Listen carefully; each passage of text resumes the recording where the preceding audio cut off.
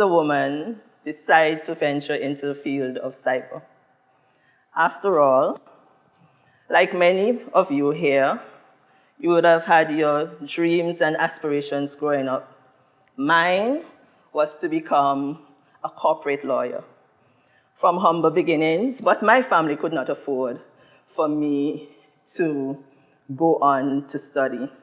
So I decided to enter the field of education as a teacher to help my mom support my siblings.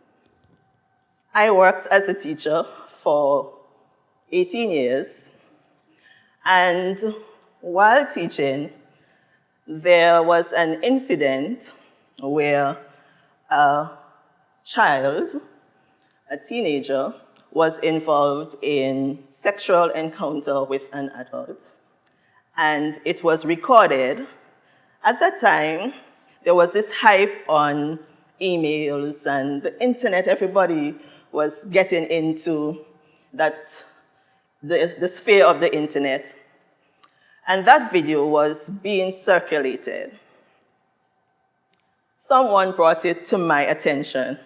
Because I was a teacher, and the child would have been in a school uniform, they thought I knew the person. But it wasn't somebody that I knew. It wasn't from the school where I was even teaching at. So I inquired, but how come you became aware of this? And when I was told how they became aware of it, I was furious. I felt, no, that child has been victimized in so many ways. By the adult, by the system that should have protected her, by all those persons who were sharing it. The long and short of it was that nothing really became of the matter because there was no expertise in terms of getting that evidence to bring that perpetrator to justice. So I made the decision that that would never happen to another person, that I would ensure that Antigua has the expertise to examine such devices to be able to bring perpetrators to justice. I made the bold decision that I wanted to then go off and study. Granted, I was already established in a profession. So 4 times I was turned down. Could not get that duty leave to go off and study. I thought to myself, young married, a child, a baby, mortgage to be paid, Gordina, what are you doing? So I was still wrestling. And in discussion with my husband, I made the decision that 4th denial, I tendered my resignation immediately from the teaching profession. And I took an 18-month-old son, journeyed from Antigua all the way to the UK. Don't know how I was going to pay the tuitions, but by the grace of God, I knew that I was going to make it. And so I went. 3 student loans and 1 partial scholarship of 13,000 EC dollars. So I did. I returned to Antigua and Barbuda excited because in the UK, I saw civilians working with law enforcement in terms of dealing with cyber. And I thought, yes, we can do it in Antigua and Barbuda. We can make a difference. But reality is definitely different from perception. So when reality set in, when I returned home, all excited, I couldn't get a job. I was told, we can't pay you for your qualifications. Because I already had qualifications in business administration when I was teaching. So now, forensic science, mark you, there were no forensic scientists in Antigua at that time. So I would have been the first female, and my husband, coincidentally, would have been the first male. So I said, okay. The then Minister of National Security, the Honorable Dr. L. Errol Court, Minister of National Security, gave me my first opportunity in the field of cyber. So I was employed to work at the Regional Cyber Investigations Laboratory, which falls under the police, the Royal Police Force of Antigua and Barbuda. If any of you have worked with law enforcement, you know that it is a challenge as a civilian working with law enforcement officers. And it is even worse if you have to supervise them. So my interest was for the betterment of our people. Others saw it as a threat. And so 8 years into working in that environment, I realized that, Gordina, you're just beating your head against a wall. When are you going to realize and wise up? And so I thought to myself, after doing much prayer, that if the Regional Cyber Investigations Laboratory is going to be able to grow, maybe I should step back and then let it grow, because it is bigger than me and bigger than everyone else who is working there. And so I took the decision that I did not want my contract to be renewed. So I was begged, I was asked, Mrs. Murrell, are you sure about what you're doing? I'm like, yes. Do you want to reconsider? No. We're going to hold it and not submit it yet. I've already made up my mind. And said, so do you have a job? I said, no. So how are you going to survive? I said, the Lord will provide. And he did. I would have had discussions, of course, with my husband, because that's an income lost. And as I would have indicated, there's a child, their expenses, plus those 3 student loans. So how are we going to survive? So I took vacation, went into the end of the contract.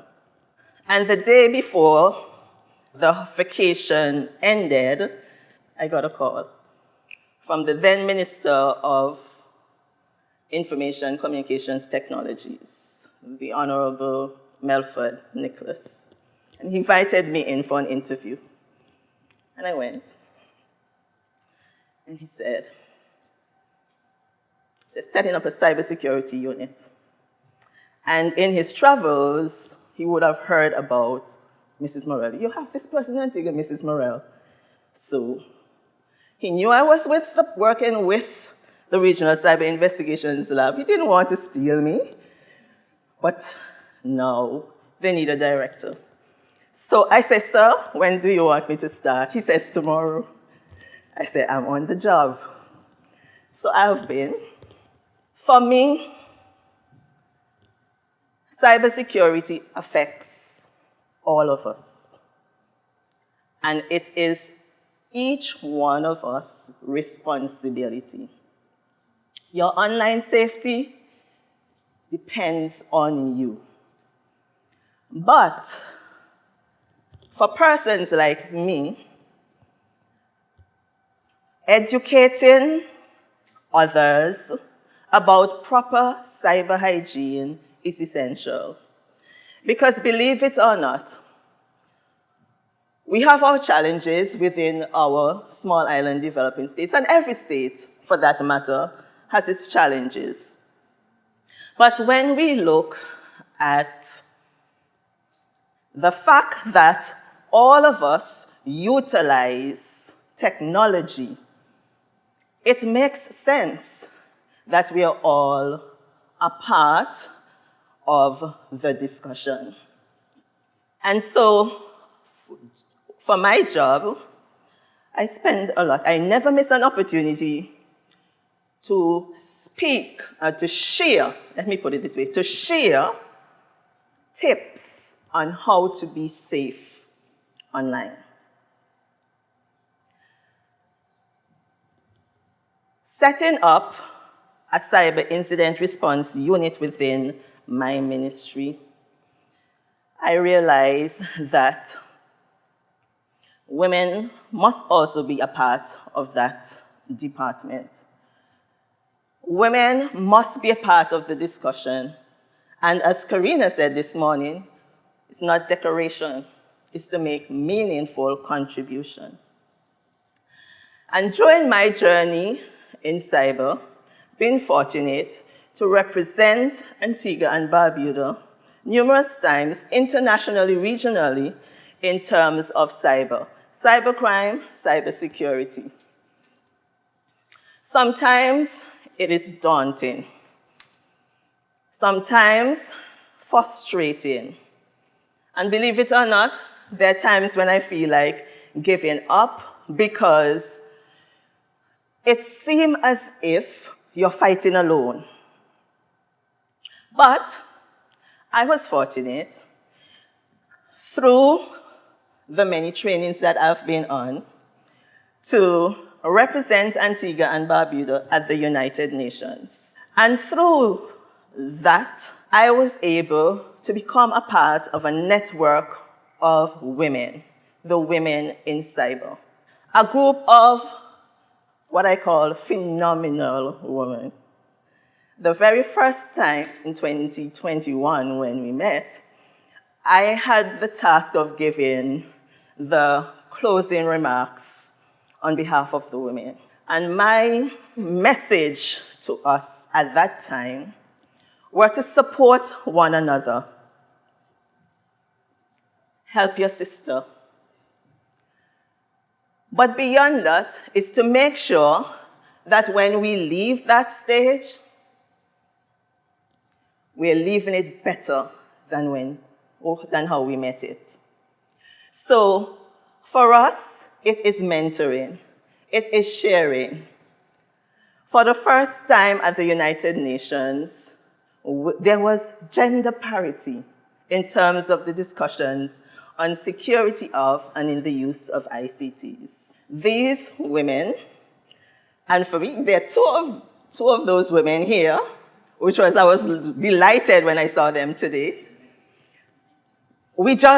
Even though we are all across the globe, we support one another. We cheer one another on. When we have rough days, we help each other. We straighten the crown on each other's head. But that is not to say that our allies, in terms of the males, do not play a part in our journey as well. They do. For me, my aim is to do whatever I can to contribute to a safe and secure cyberspace. A space where our people live, work, and play. Where all of us can carry out our activities in a safe manner. With all the geopolitical tensions that are taking place, it is even more essential for the voices of women to be heard in the negotiations. The advancement in technology is ever increasing, and so the work is going to get even harder.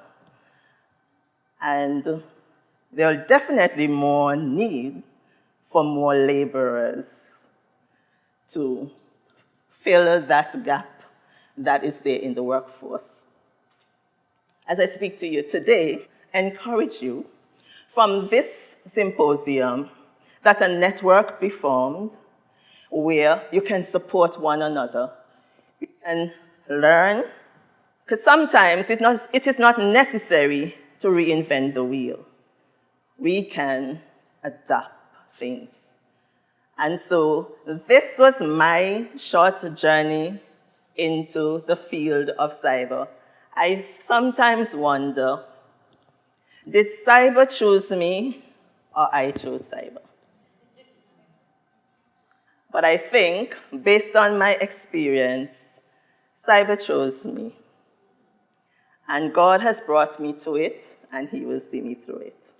Thank you.